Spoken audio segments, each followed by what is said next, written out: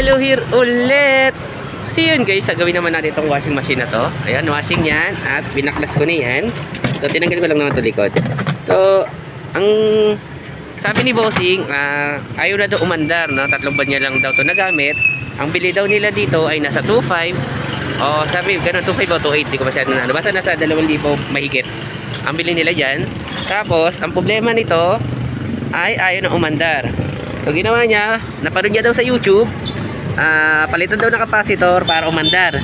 Yun nga lang guys, shorted na yung motor niya, kaya ayaw na umandar. Kaya dinala niya sa atin dito. So testerin natin.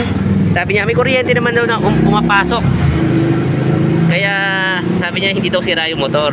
Sabi ko kahit may kuryente pumapasok, kung ayaw na umandar, sira na yan. So yun, saksak natin. Ayan, saksak natin. Yan, nakasaksak yan sa ilaw. Tapos on natin. Ito yung switch niya. Nandito eh. Yan, yan yung switch niya. So ikot natin.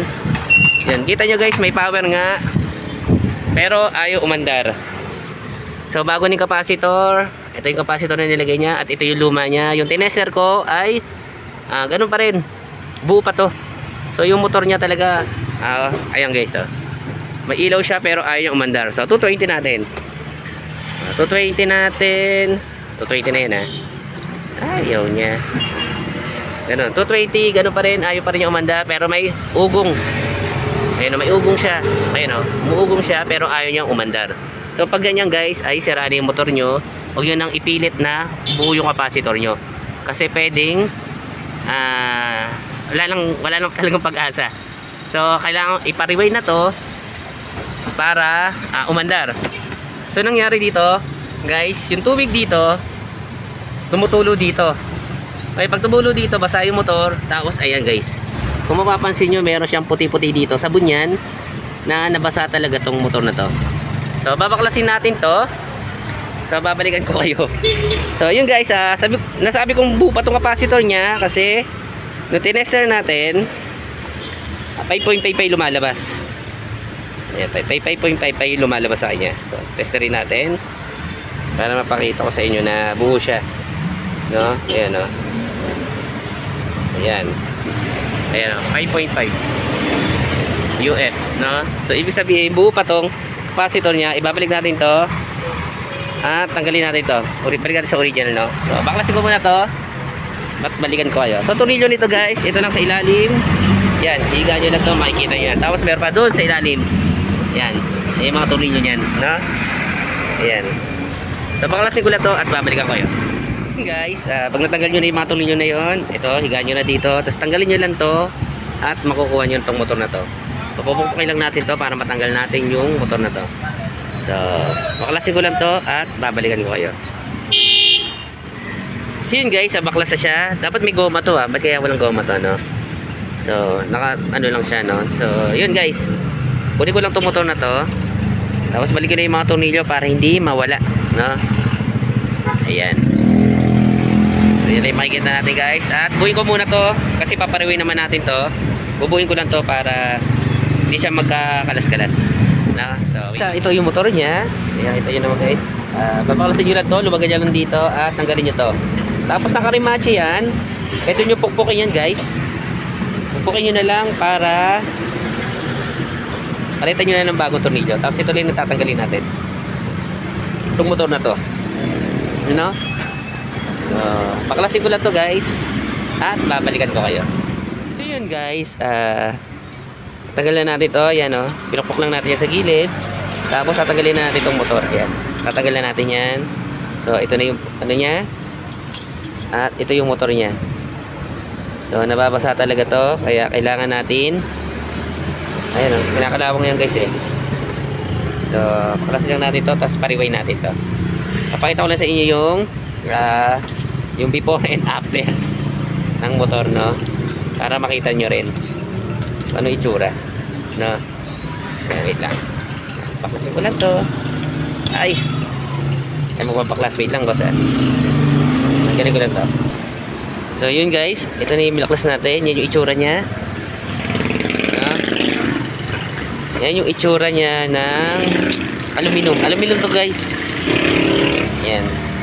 Pero kahit tanso o aluminum pag nabasa, sira pa rin. Pero mas matibay-tibay lang naman kasi yung tanso, no? Paano ko nasabing tanso to, guys? Pag pinutol nyo to, kita nyo puti to. Ayan. Kita nyo, guys, puti siya. Kasi pag pinutol mo yan, kailangan kulay yan. So, ayan. So, sira yung motor niya. So, pariway natin to. So, ito na, guys, yung mga nangyari, no? So, press ko lang to para alam nyo. Ayan. Pariway ko lang, guys, at balikan ko kayo. Ito na yung motor niya. Ayun na yung mga rewind natin. Tanso na yan, guys. Ayan. So, ikakabit muna natin. Ayan, guys. Ayan pa rin siya. Ayan. Tanso na to, kasi nirewind na natin to. Pinarewind na natin to.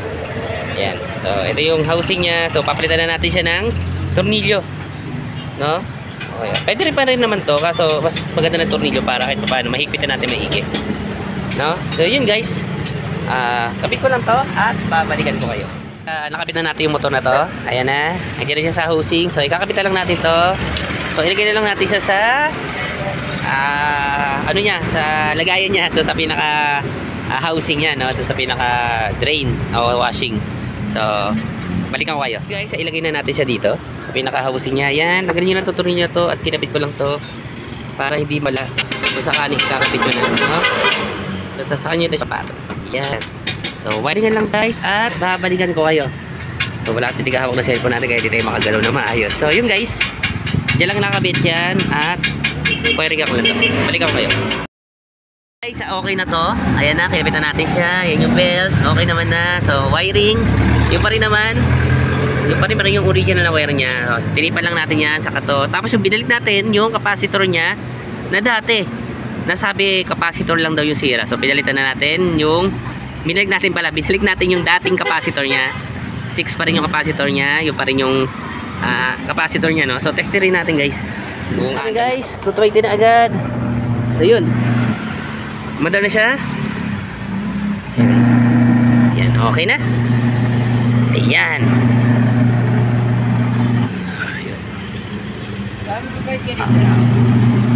So, yun, guys. Anin muna natin to. Ayan. Kinapit na natin. So, balikan ko na lang kayo. Testerin natin. Lagyan natin ng tubig, no? So, yun na muna, guys.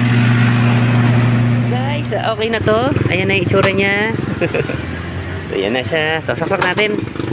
Tingnan natin kung aandar na siya. Pinhit ko na yan. Saksak na ulit natin. Yan.